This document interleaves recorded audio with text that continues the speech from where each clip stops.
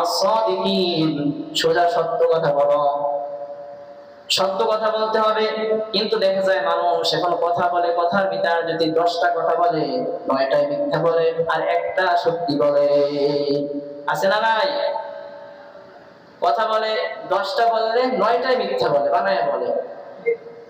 এর জন্য মিথ্যা থেকে বিরত থাকতে হবে।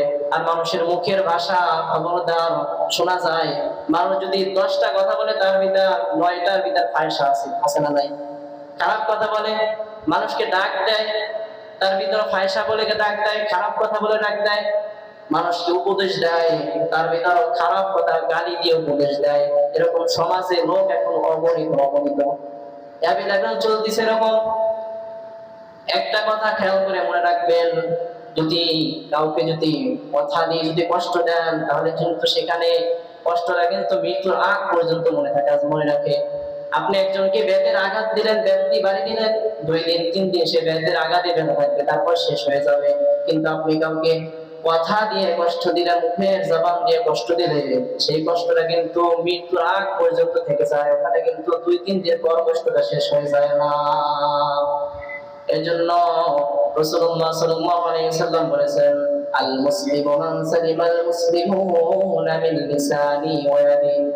পরিপূর্ণ মুসলমান ওই ব্যক্তি যার মুখ ও জবান ও হাত দ্বারা মানুষ কষ্ট পায় নাকি শান্তি পায়? কথা পায় না, কষ্ট পায় না শান্তি পায়? পরিপূর্ণ মুমিন ইমানদার ওই ব্যক্তি যার জবান ও হাত থেকে মানুষ শান্তি পায়, রেহাই পায়।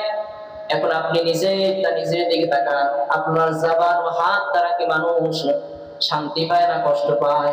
আপনি মানুষের সাথে এরকম ভাবে খারাপ ভাবে কথা বললেন যে মানুষটা আপনার সাথে নম্র ভাবে কথা বললো, আর আপনি তাকে গালিগালাজ করে কথা বললেন। এখন বলেন, আপনি কি পরিপূর্ণ মুমিন হতে পারলেন? পরিপূর্ণ মুমিন হতে পারলেন? আপনি যদি জবান দিয়ে মানুষকে কষ্ট দেন তাহলে কি পরিপূর্ণ মুমিন হতে পারবেন? এর জন্য রাসূলুল্লাহ সাল্লাল্লাহু আলাইহি ওয়াসাল্লাম বলেছেন, 2টা জিনিসের জিম্মা তুমি নাও, তাহলে আমি তোমাকে জান্নাতে নেওয়ার জিম্মা নিব। সেই 2টা জিনিস, জবান ও লজ্জাস্থানের হেফাজত করো। 2টা জিনিসের জিম্মা নাও, তুমি হেফাজত করো। 2টা জিনিস, জবান ও লজ্জাস্থানের হেফাজত করো। আমি কঠিন কিয়ামতের ময়দানে তোমাকে জান্নাতে নেওয়ার জিম্মা নিব। কেন বলেছেন? কারণ জবান, মানুষ কিন্তু নামাজ না পড়লে জাহান্নামে বেশি যাবে না, জাহান্নামে যাবে কোন গুনাহ? রাসূলুল্লাহ সাল্লাল্লাহু আলাইহি ওয়াসাল্লামের কাছে সাহাবায়ে কেরাম জিজ্ঞেস করলো, ইয়া রাসূলুল্লাহ, কোন গুনাহ মানুষকে জাহান্নামে নিবে? কোন গুনাহ মানুষকে জাহান্নামে নিবে? রাসূল ডাক দিয়ে বলতেছে, ও সাহাবায়ে কেরাম শোনো, জবানের মুখের গুনাহ তোমাদেরকে জাহান্নামে নিবে বেশি। কারণ জবান দিয়ে, মুখ দিয়ে মিথ্যা কথা বললে কবিরা গুনাহ। আপনি কবিরা গুনাহ করলেন, আপনি জবান দিয়ে কাউকে গালিগালাজ করলেন, কাউকে কষ্ট দিলেন। রাসূলুল্লাহ বলেন, কোন মানুষ যদি মুখ দিয়ে কাউকে কষ্ট দেয় সে কিন্তু আমার উম্মত না। মান কাসনা ফালাইসা মিন্না। কেউ যদি মানুষকে ধোঁকা দেয়, মিথ্যা কথা বলে, সে কিন্তু আমার উম্মত না, আমার উম্মত না। আপনি যদি রাসূলের উম্মত না হন, রাসূল যদি আপনাকে বলে তুই আমার উম্মত না, তাহলে আপনি জান্নাতে কিরকম ভাবে যাবেন? এর জন্য জবান দিয়ে কখনো মানুষকে মিথ্যা কথা বলবেন না, জবান দিয়ে মানুষকে গালিগালাজ করবেন না। আপনি মানুষের সাথে কথা বলবেন, নম্র ভদ্রতার সাথে কথা বলবেন। আপনি মানুষের সাথে নিচু গলায় কথা বলবেন। যতক্ষণ পর্যন্ত একটা মানুষের সাথে নম্র ভাষায় নিচু গলায় কথা বলবেন, ততক্ষণ পর্যন্ত ইবাদাতের সওয়াব আল্লাহ রাব্বুল আলামিন আপনার আমলনামায় দিয়ে দিবে। আপনি মানুষের সাথে কথা বলবেন, সেটাও ইবাদত হয়ে যাবে। কিরকম ভাবে?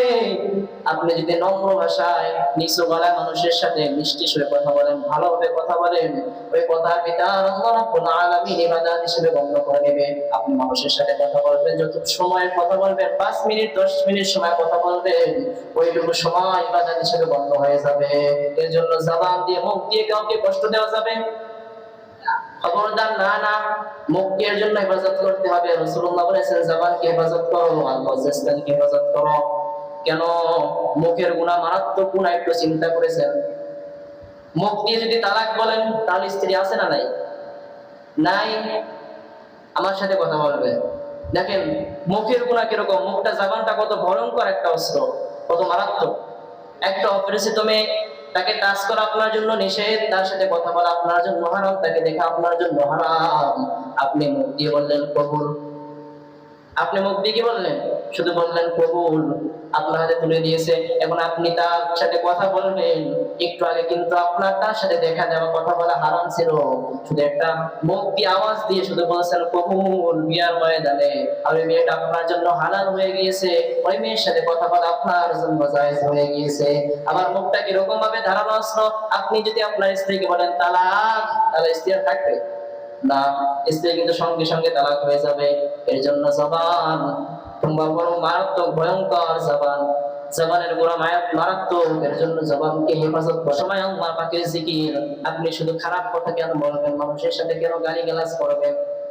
রাস্তাঘাটে হাঁটতেছে, হাসি মস্করা করতেছে, মানুষের সাথে কথা বলতেছে, তার মাঝে দুই তিনটা পয়সা মেরে দিয়েছে, আছে না নাই? এই জন্য তাদের উদ্দেশ্যে ধুলাই করে দিতেছি, আর খবরদার আমার সামনে বসে যদি আর করেন, তাহলে কিন্তু রাস্তায় বসে দরকার হলে অপমান করব, তারপর আপনাকে কিন্তু সোজা করে আমি ছাড়বো। হয়তো আপনি আপনাদের কাছে দুশ্মন হয়ে যাব, কিন্তু সোজা করে তারপর ছাড়বো আপনাদেরকে। আমি বিগত দিন এই বাসায় কাজ চলতেছে, কবরস্থানের কাজ, আর নাম বললে বলবো মুখে বলতেছে, কবরস্থানের কাজ চলতেছে, মনের ভিতর ভয় নাই যে কবরটা বান্ধাই দিছি, এখানে কিন্তু আসতে হবে। সেখানে বসে কি বিশ্রী ভাষায় গালিগালাজ করতেছে। এরাও মানুষ, আমিও মানুষ, আপনারাও মানুষ। কবরস্থানে কাজ করতেছে, দিলের ভিতরে ভয় নাই, মনের ভিতরে চিন্তা থাকবে, চোখে পানি থাকবে যে কবরস্থান বান্ধে গেছি, এই কবরে কিছুদিন পর হঠাৎ আমার তো আশা লাগবে, কিন্তু দিলের ভিতরে সেই ভয় নিয়ে কাজ করে না, মুখে হাসি নিয়ে ও ফায়সা নিয়ে কাজ করে। হতে পারে আপনাদের কথাগুলো খারাপ লাগতেছে, লাগবেই, কারণ আল হাক্কু মুররুন, সত্য কথা তিতা। সত্য কথা কি তিতা, সত্য শুনতে খারাপ লাগে, বলতেই হবে।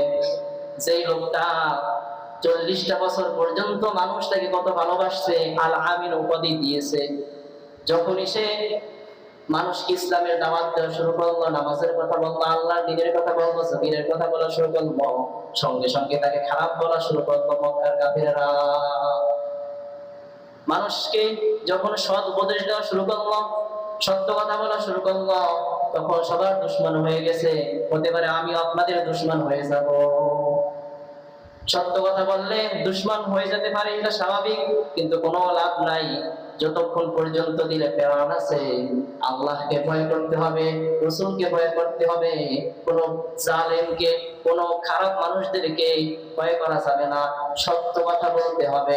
যদি রাইফেলের সামনে, পিস্তলের সামনেও যদি আপনি পড়ে যান, তখন মিথ্যা বলবেন না, সত্য কথা বলে দরকার হলে মৃত্যুবরণ করব,